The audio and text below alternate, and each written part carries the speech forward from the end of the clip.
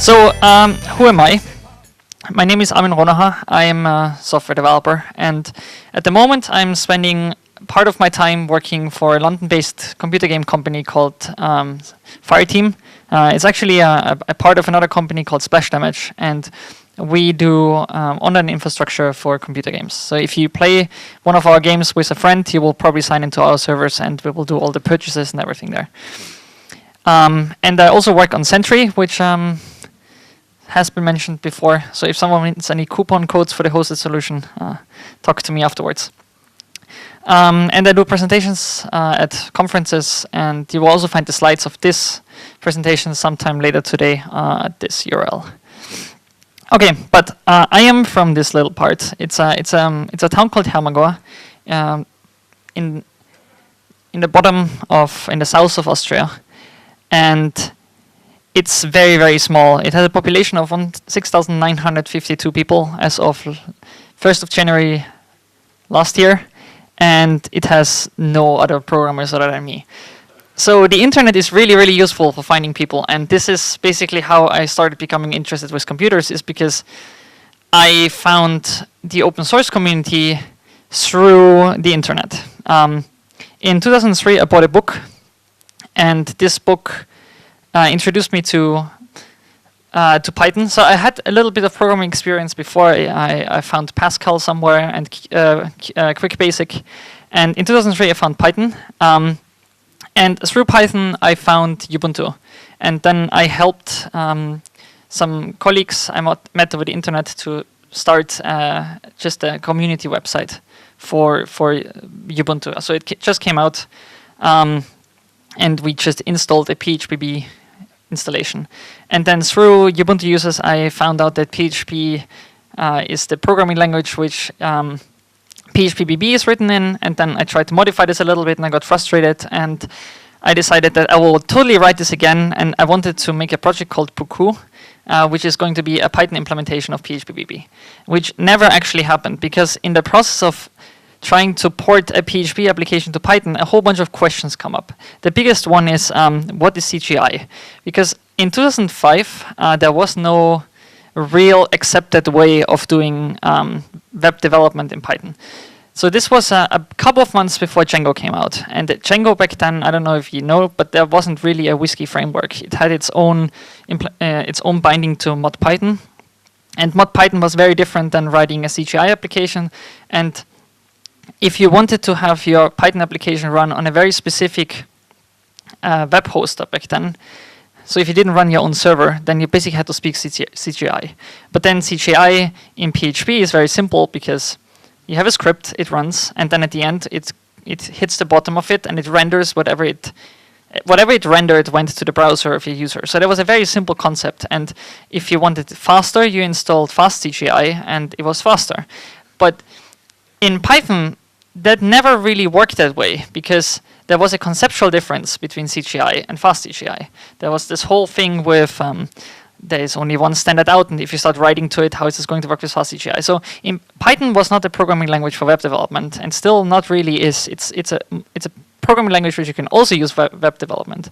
But basically, when you start doing web development in Python, you are immediately exposed to that computers are a little bit more complicated than PHP makes you believe. So I started a project which nobody ever used called Collaborate, which was GPL licensed, because everybody did GPL software back then. And it was basically a mini WSGI framework, and you could use it with CGI, fast CGI, and a bunch of other things. And then I opened an IRC channel for my PHPBB forum called Pocoo, and we started meeting up there and discussing Python web development. And very quickly, it attracted a bunch of people that told me that GPL is not the license to use. So a year later, or over the next year, I kind of started to investigate a little bit how open source licenses work. And I wrote a bunch more libraries. All of them eventually didn't become GPL licensed. They're all BSD now, or MIT. So that was sort of the way it went. So I had some experience with web development. I got sort of introduced into the open source community, and because that is just generally a good way to share things with other people. It eventually came that I just made more and more open source libraries. The one that has the most users is obviously Flask, and that was quite interesting because Flask, when it came out, was completely empty. There was nothing really spectacular in there. It was basically just taking all the other libraries I had and then have a setup.py which requires them all and just pre-configures them together. But Flask was interesting because it showed me a little bit that there is some marketing that has a positive impact on projects, and I never did this for my other libraries. So with Flask, this was the first time I actually made proper documentation, proper design for it, a website. So that was really useful. And since then, I made a bunch of more libraries.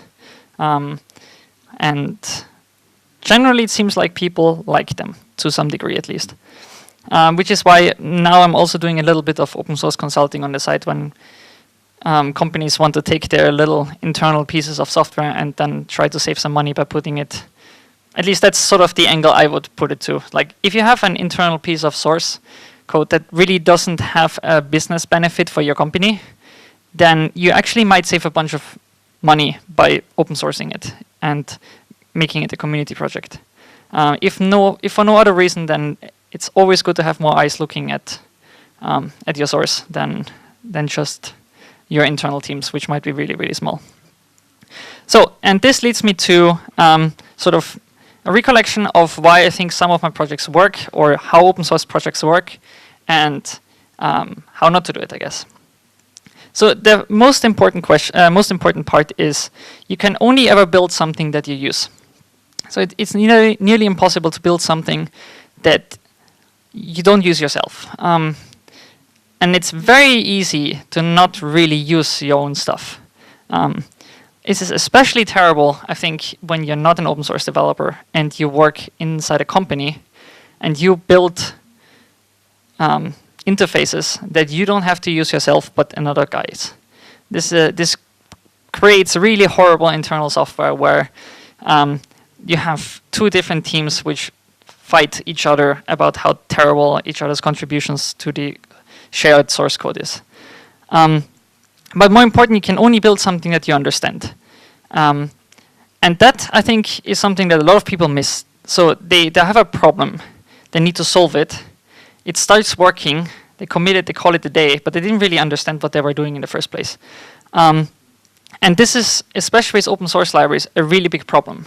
Because someone inside a company, you do something that you don't understand, but it works, and you ship it, and someone else, and the whole sort of software starts to rely on this internal piece of software. That's okay in a way, because for as long as you're in that company, you will always be able to fix it up as good as you understand. And nobody else is ever going to see it. But if you put it up as an open source project, then there will be more intelligent people than you who look at this piece of software and say, you have no idea what you were doing there.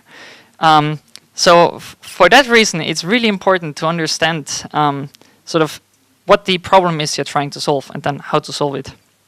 And I think for open source projects, you can really only build what you also love, so what you enjoy using. There's really no use in just putting something on GitHub and just letting it rot there.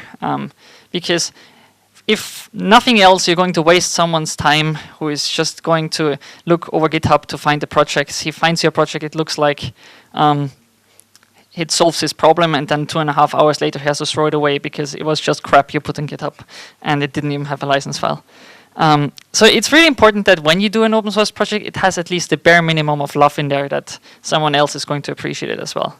And you have to be critical to yourself. If you see that the library you made is really not as good as someone else's library, maybe it's a good idea to at least try to fix it up or make a note there that maybe there is an alternative solution which is a little bit better. Because an open source library is not a business model. So it's like, I guess it's okay if you are in a company with 200 people and you know that your product is not as good as the one of the competition, and you can still lie to your customers and say, well, we're the best. But for an open source project, what do you gain from it? Nothing.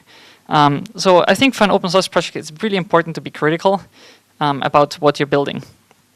And the last part, that is really important for an open source project is to restrict your API, which is something that even very experienced programmers, I think, have a problem with, because in order to solve a problem, you need to solve a bunch of other problems. You can either start using libraries someone else wrote, or you have to internally in your project add a bunch of helper functions to solve this other problem which you caused yourself.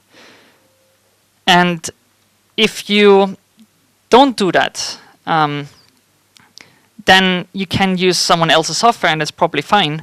But if you do it in your own software, it's very important that you treat this as an internal thing, and not just, this is also part of my library. So my library is parsing form data, but by the way, it can also do UTF-8 decoding. Because if you do that, then you will for all the time have to support it. And then, last but not least, there needs to be a good license on it, because otherwise there's no point in doing it. So into those points, I want to go in a little bit more detail. So the first thing is, how do you use your own library? Which is actually a really tricky problem, because it's a chicken and egg situation. When you, there is no point in using something after you've created it. You need to start using it while you're creating it. But how to use something that doesn't exist? And I think this is where iteration comes in. Because basically, you have a problem, you want to solve it. Very often you have no idea what you're doing. Because that's the natural thing to do. So especially if you start writing a library, it doesn't matter if it's an open source project or if it's something in a company. If you start writing this piece of code, there's a good chance that you're writing it because nobody else did it. So you will not know what you're doing. So you might make an API initially that seems to solve this problem, but you haven't used it, you haven't tried it, you have no idea how you're actually going to use it in the end. So it's really important to actually just start going over what you already built to try to make it better. And it's actually in that part really useful to make mockups. Just try to see how you would like to use your piece of code and then see if that makes sense. And it doesn't even have to have existing code yet. It's very often really nice to just make the documentation first, try to see this is how I want it to use, how I want it to be used, and then just see how well that works.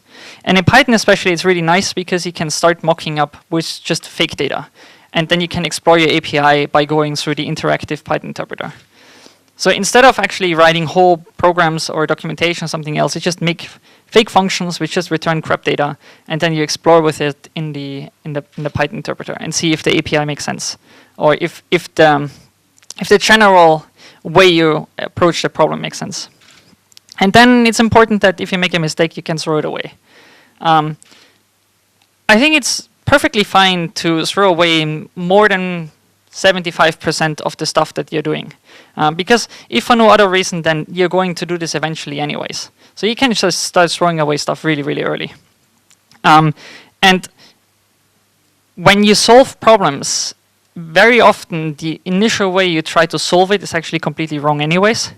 And you will discover as you try to solve more and more of these individual problems that there's an inherent system behind the problem you're trying to solve.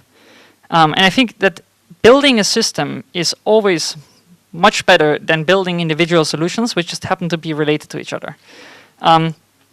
So a good example there is, so first of all, a lot of these things don't really apply to my libraries, which is funny because many of the libraries people use that I built are really old at this point.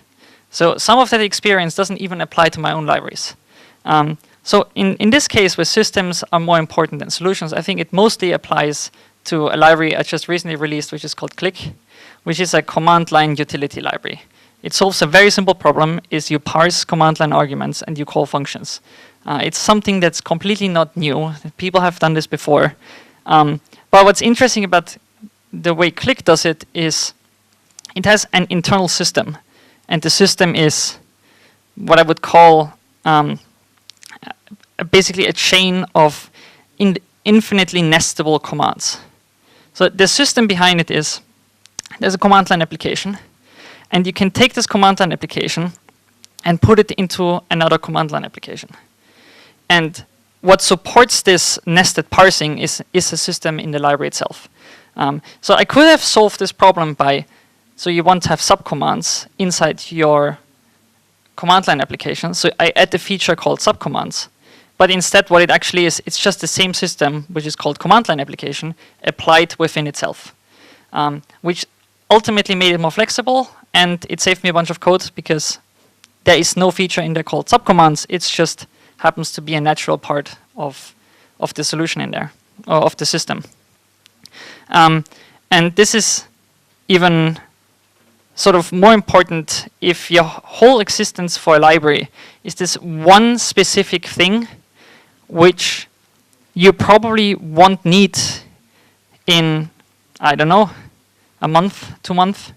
So if there is already someone else's library which just happens to solve this problem that you also have, but you just don't like the whole library, you want it smaller, then there's probably no reason for doing that unless you're really, really sure that the original library has a problem.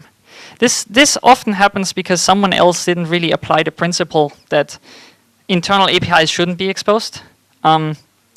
But if it already exists, then you really don't need to build a library for that.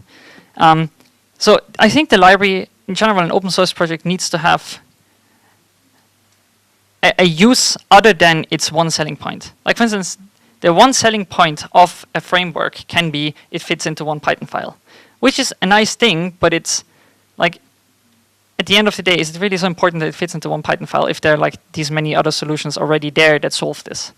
So it's a reasonable thing to do to some degree, but it really shouldn't be the defining feature of a library, that it just has this one checkbox somewhere.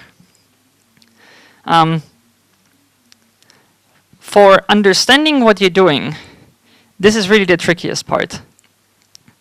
Because when you build something new, you really usually don't have an idea how you should look at the problem. And I think a really interesting sort of way to look at computer programs is sort of this data-oriented design, which is especially popular among game programmers, where you basically, at the end of the day, you treat everything your program is doing as data transformation.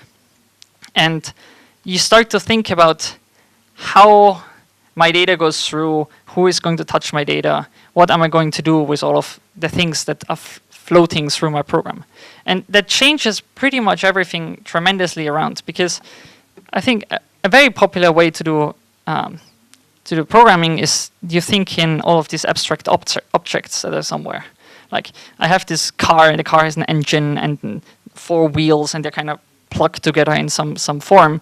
But the actual problem you want to solve at the end of the day is you want to go from point A to point B, and the car and the engine and the wheels were just already a very, very specific way to look at the problem.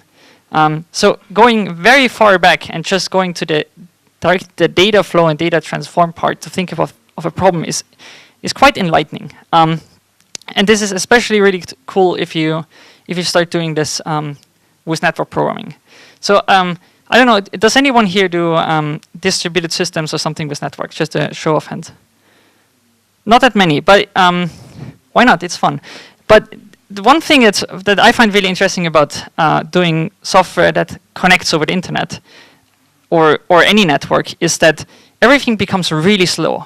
It becomes so slow that you cannot think in atomic blocks anymore that are like self-contained solutions that you don't have to break into smaller parts, because they basically happen instantly. With a network, that's not the case, because if I need to talk to you, you might be like 500 milliseconds away from me, so everything takes some time. I need to remember this.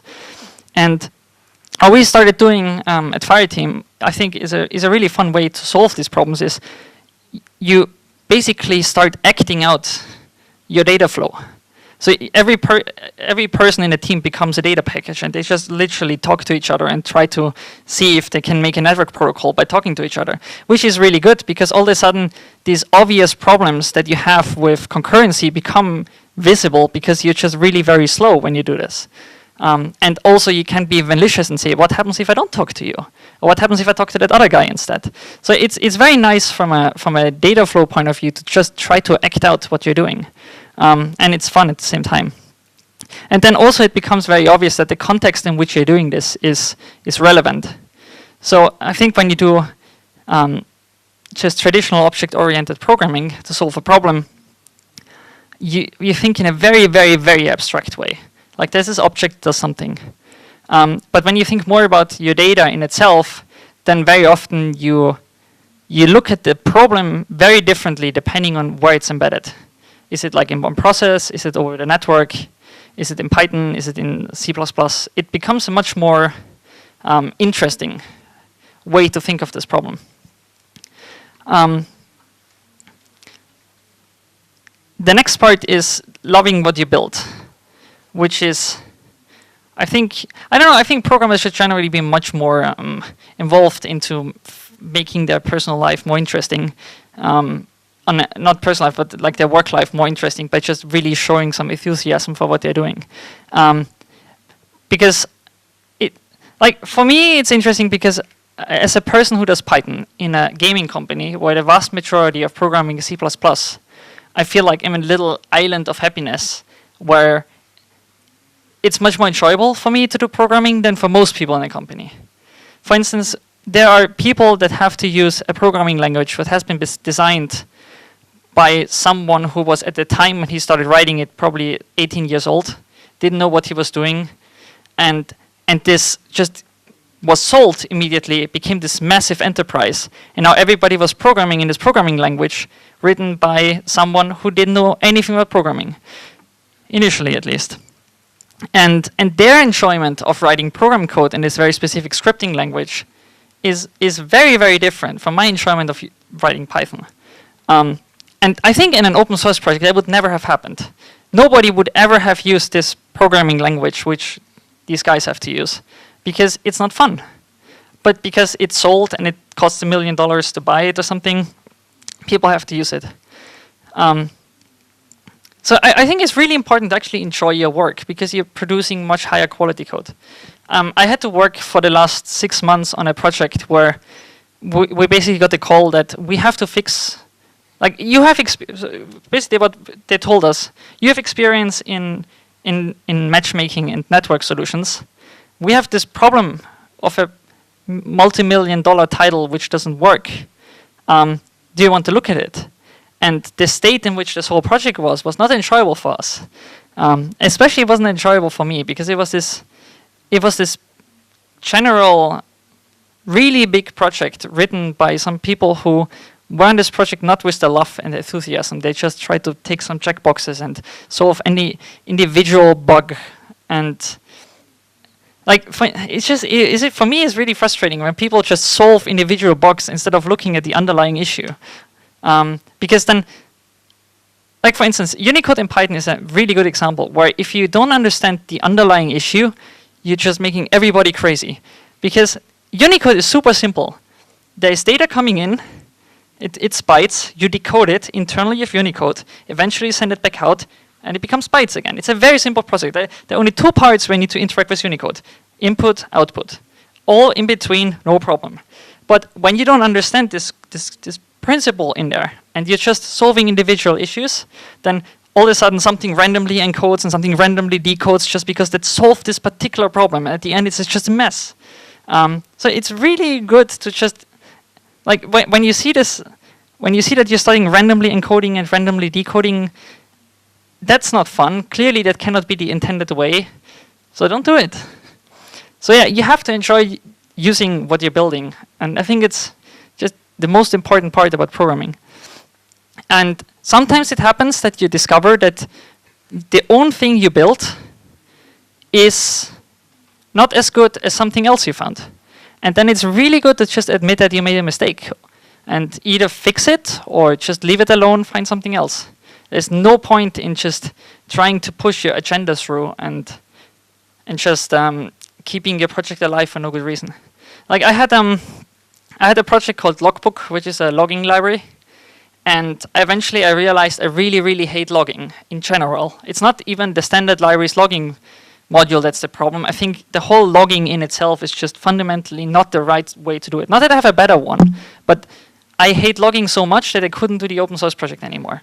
And I had to give it to someone else because I would have created as crappy of a software as the one I tried to replace. And just, yeah, if you end up in a situation, you have to give your project to someone else.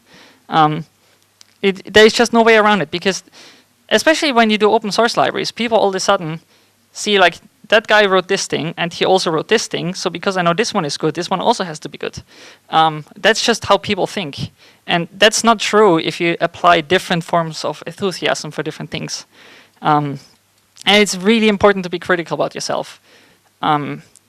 For me, this is especially problematic because many of the libraries people use that I wrote when I was not as experienced as I'm now. And it's really scary what happens to yourself when you discover that you have learned something. I don't know how many of you use IRC as a daily sort of form of socializing with people. Most people that use IRC clients have logs. And it's really funny to look how you changed as a human being by going 10 years back. So I have log files from when I started programming, and sometimes when I read them, I'm embarrassed about myself. But it's very interesting to see how you change over time. And now I have some libraries. For instance, I have a library, Jinja2, where I know there are things in that I really wouldn't do like this anymore. But I'm scared to death to change it because I know it's wrong, but it's not wrong enough that it's really necessary to change it. Like for instance, operators in Jinja2, I had no idea how a parser works, so operators in Jinja2 have completely wrong semantics. So multiply is more important than modulo, which just makes no sense. Normally they should be the same priority. But I have no idea if someone now depends on this misbehavior, so I don't want to fix it. And that is, I think for an open source project, that's generally a problem, because you don't want to get stuck in the past, so you need to accept that you're evolving over time. But you have this project there already, so how are you going to deal with this? You pretty much might hate now what you did a year ago. And now the obvious conclusion from this is, why don't you do it again? Like I have Jinja1, I have Jinja2, why don't make Jinja3? But the problem is that there's this second system syndrome, I think it's called, where you already know all your mistakes, so you're going to do it again, and the new thing you're building is so much more complicated than anything else you built before that it's just going to fail immediately. Also, very often what you actually want to improve is not nearly as important to your users than you think it is. So if I think Jinja2 internally is no longer as good as I want it to be, and I'm going to make this new Jinja3 thing, most people don't care. And it would just be wasted time. So it's a very fine balance between is what you built now and you don't like anymore really so bad, or do you just have to accept it and just live with it? And sometimes you have to rewrite it and sometimes you don't. And very often, actually, I think I'm now on the side of it's a better idea not to rewrite it because most things are not enough broken that you should do it. And maybe someone else will think it's broken enough and he will rewrite it, then it's good anyways, because that's the whole point of open source, that someone else can replace your whole infrastructure and not have to fight with you. Yeah, I think it's always very terrible. And I think in the Python community especially, we had this thing where people for a really long time tried to outdo each other by making another web framework.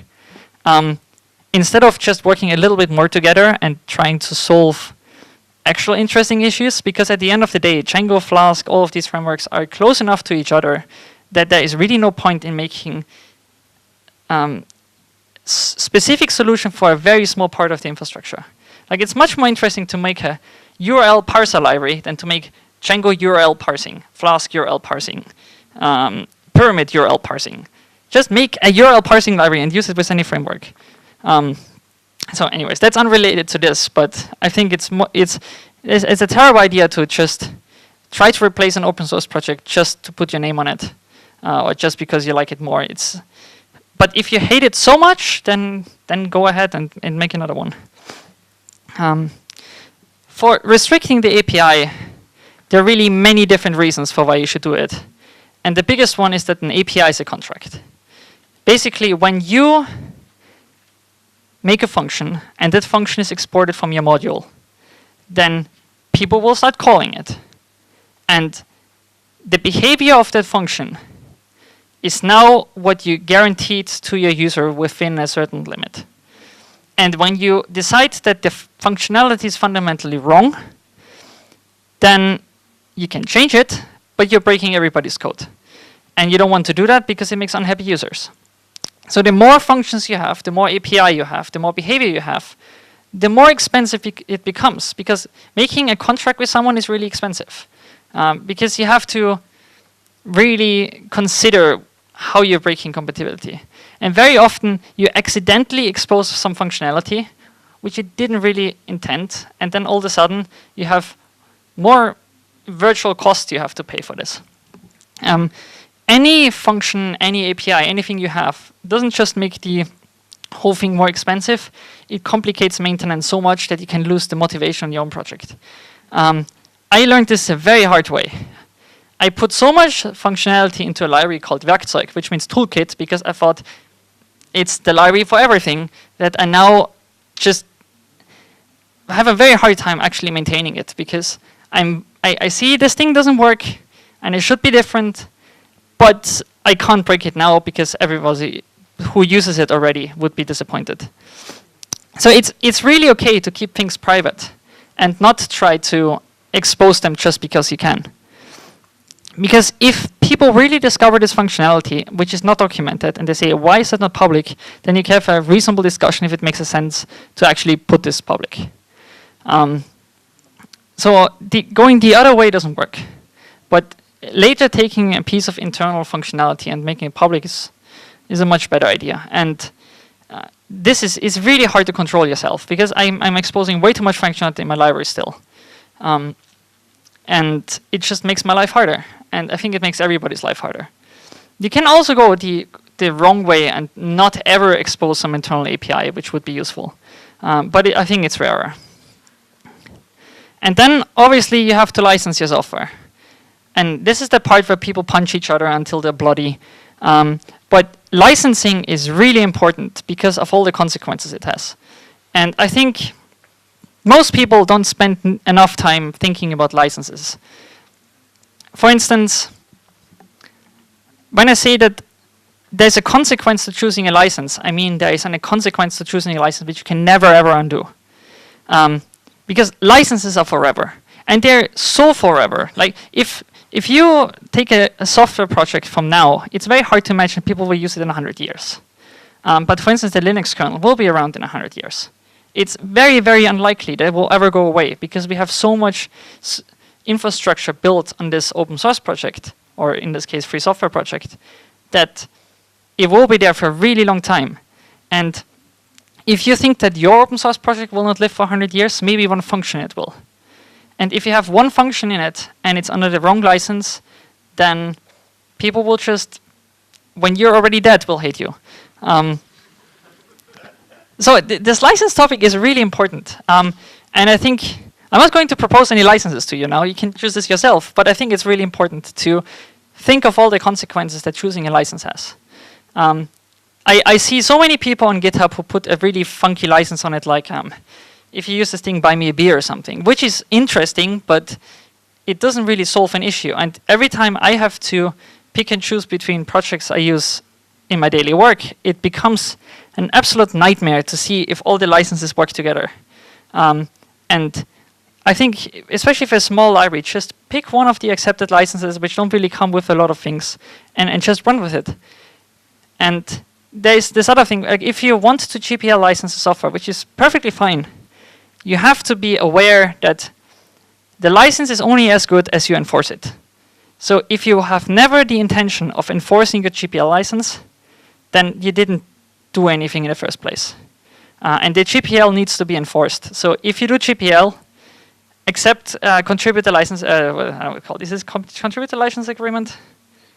Yeah, so you accept, make everyone who signs to your project subscribe a piece of paper which gives you their copyright, because otherwise you will be in a nightmarish situation of legal problems if it ever comes to it.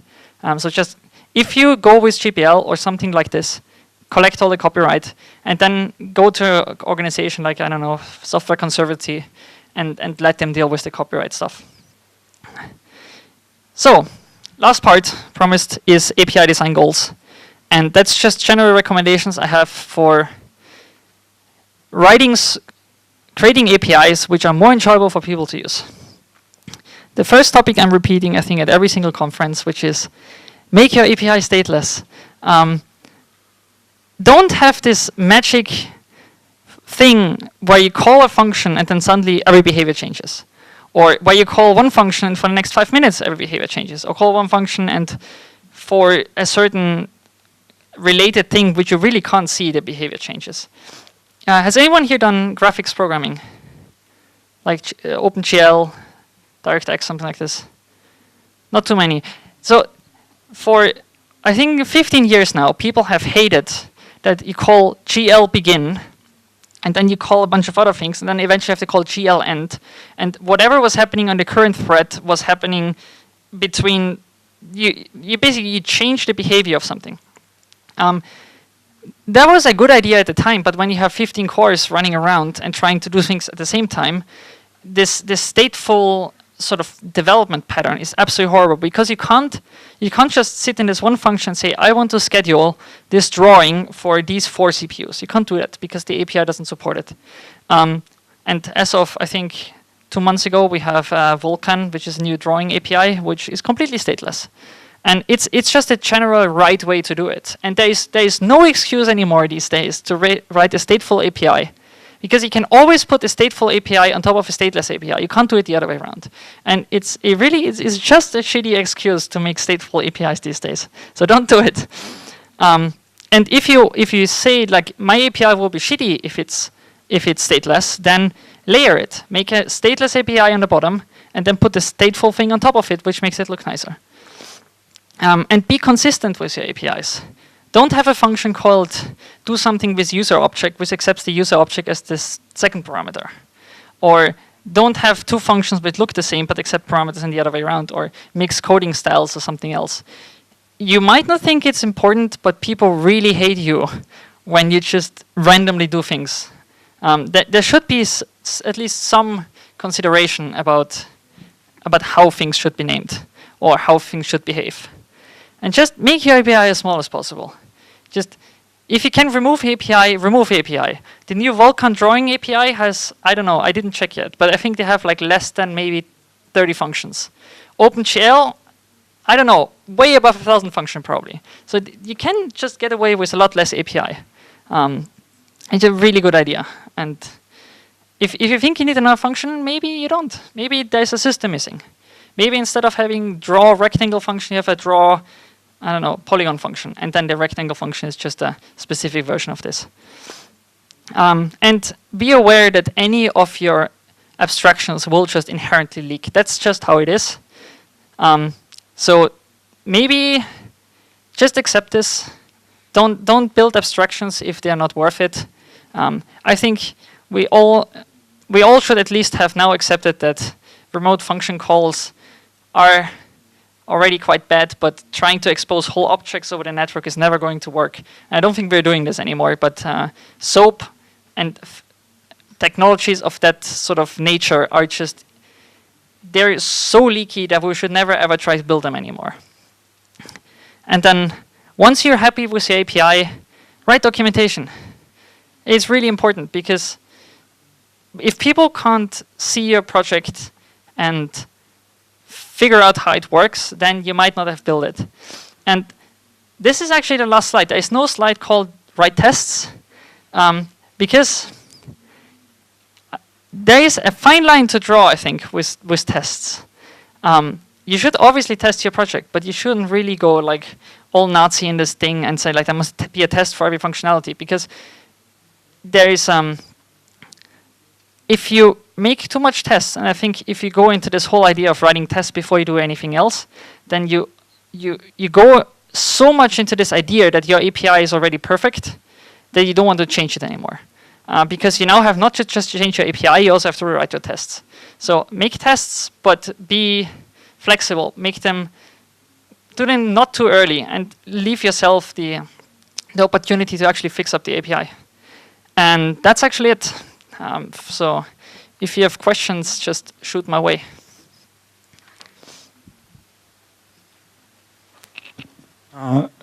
Can you say some words about community building, because my experience, like you open source something, and if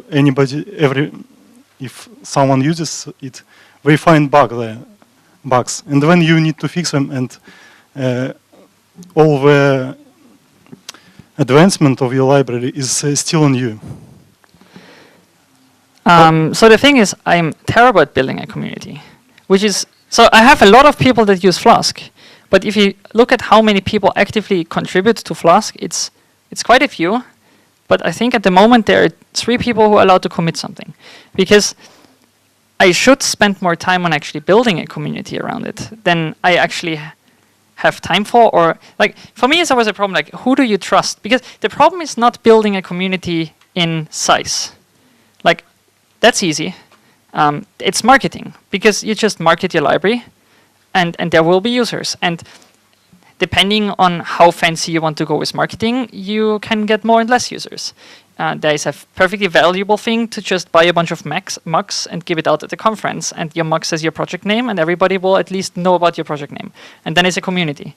But making a high-quality community who contributes to your project, does documentation, a bunch of other things, I think I would have to refer to the Django people who have a really good community. Like Django has a lot of contributors to the project. They have many who write documentation. They have conferences. They have sprints where people go. They have a bug tracker which is managed in a way where you can actually figure out which problem to solve. I do an abysmal job at this because I have more fun building myself something than managing a community.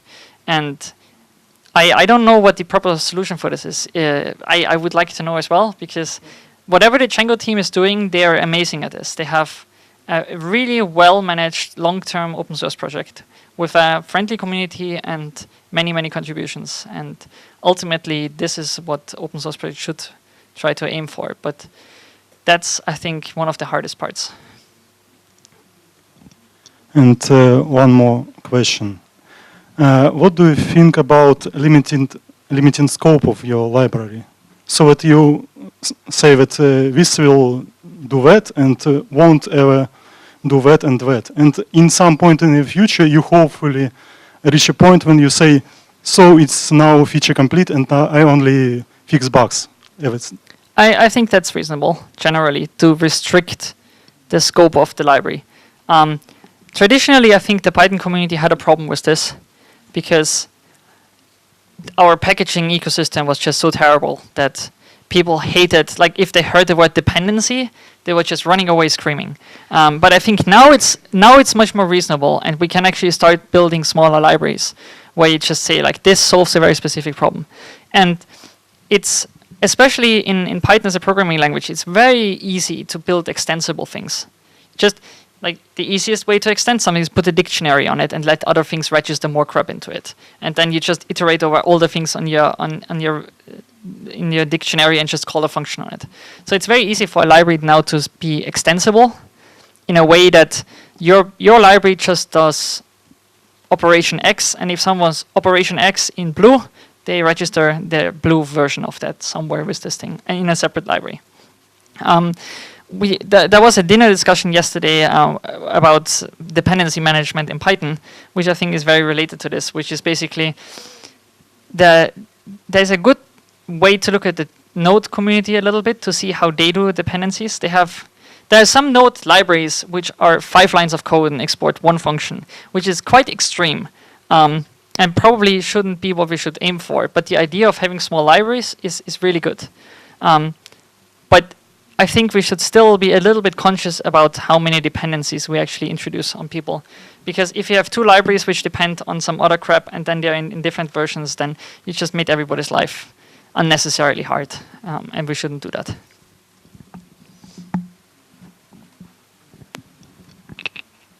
Well, I have just a small question. You told that you started your career in open source community, exactly, and then you became a consultant. You start consulting companies to use open source. Can you tell me just a little bit more? Do you consult them to share the internal tools to open source, and how you encourage stakeholders to give a part of their maybe business needs code to open source, and how they should filter it before share it. The easy solution is take your business model, which probably even an engineer in a company has usually an idea about, and then look at all the things which are completely irrelevant to making money. And then those you can take and try to open source. Like, you can't go to Microsoft and say, hey, you should totally make Windows open source. It will never happen. But you can go to Microsoft and say, hey, how much money are you making with your .NET environment? Hey, that looks like non-existing. In fact, you probably haven't even made any sense on selling like a .NET environment in years. Why do you not take .NET and make it open source? And like, I think this is basically how a bunch of people from the Mono community kind of went to Microsoft every once in a while and told them, hey, why is this still closed source? But it's not my job to go to a company and tell them, hey, you should open source this. In fact, it's usually engineers who want to have a part of the infrastructure open sourced because they're really proud of what they built. And then it's very different, because all of a sudden you have a team who has something they really like. They would like other people to see that. And then all of a sudden there's a reason to open source it, because A, you build something cool, it's marketing. Or you build something cool, like for instance, if you have a piece of internal infrastructure which only you know about, it will take you 3 months to get a new engineer on board to understand this thing. But if that piece of infrastructure is an open source project, then, and that is a popular open source project, then people will be much easier to get into this, to get interested on this. And also you all of a sudden start saving maintenance cost for this piece of infrastructure because there are so many other people that use it. So it just depends. Like, if you have this part of your infrastructure which is a little bit too big, it's a little bit too well maintained compared to everything else because there are people behind it who care, then maybe that's the area you should take and make an open source project out of. But I'm not going to go into a company and tell them, hey, you should open source all your shit, because that doesn't work. It needs to be something which is not related to them making money, and it should be in already a good state that it works. But I think we're at the point where a lot of companies just naturally accept that open source is just the way of life for some libraries. And like some things can't even work anymore if they're closed source, just because there's no market for it. And if we wouldn't have things like the Unicode project with all the Unicode libraries, I don't think we would have any jobs anymore, because people have an expectation that they can send an email from Russia to Germany and they can read each other. And that wasn't always the case. And now that just needs to be an open source project, because otherwise it becomes too expensive for every single company to maintain this Unicode thing. So I think it would just naturally come for certain areas that the expectation is this is open source. And I think this is how at Fireteam we approach some of the things. We open source very little, but we at least write our internal software in a way that we can open source at any point in time if we think it's the right way to do it. So yeah, that's that.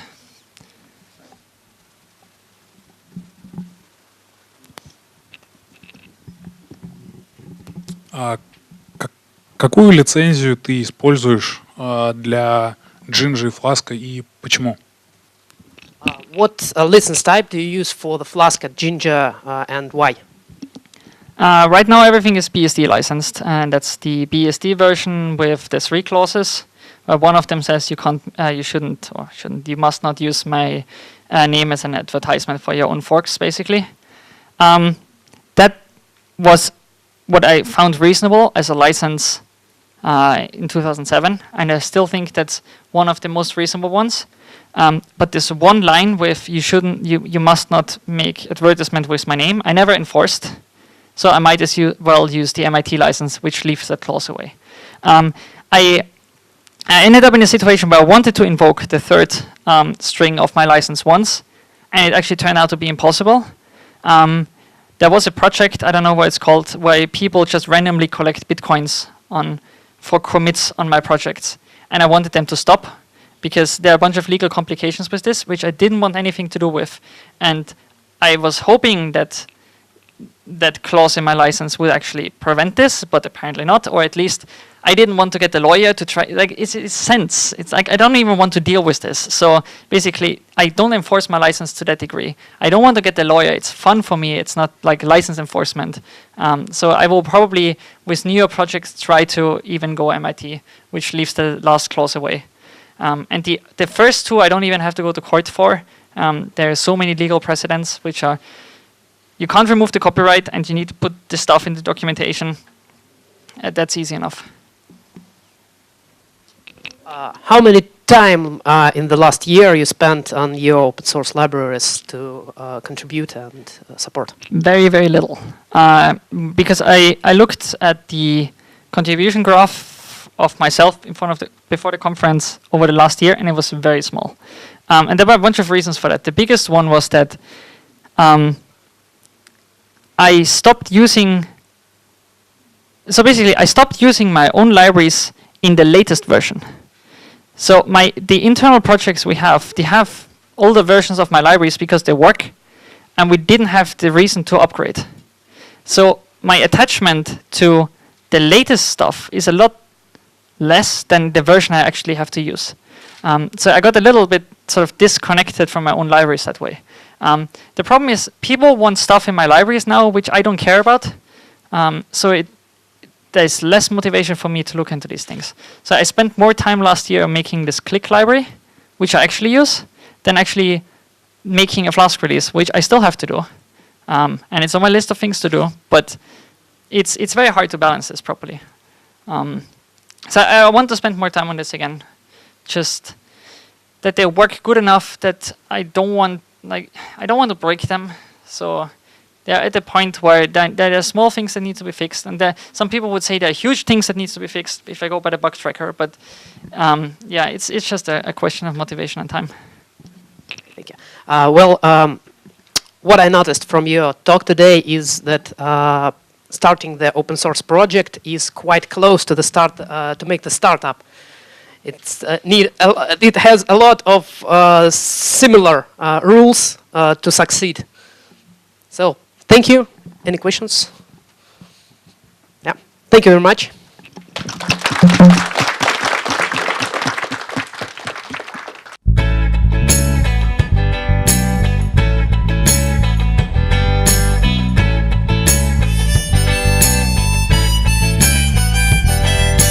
De ces femmes qu'on rencontre le soir à l'envers de la nuit.